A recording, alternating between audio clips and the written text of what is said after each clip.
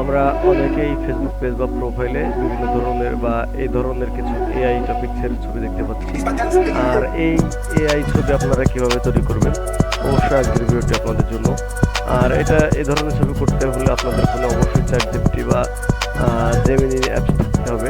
তো আমি আমার এখান থেকে জেমিনিতে যাওয়ার পরে আমার এখান থেকে আমি চলে আসবো আমাদের গ্যালারি অপশনে।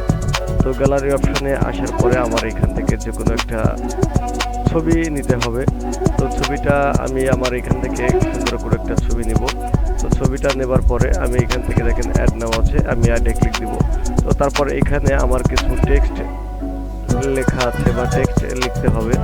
তো আমি এই টেক্সটগুলো আপনাদের মাঝে অবশ্যই আর কি দিয়ে দেব। তো তারপর আমি ছবি সহ টেক্সটটা আমি জেমিনির কাছে পাঠিয়ে দিয়ে আমার এখানে কিছুটা সময়ে একটু অপেক্ষা করতে হবে।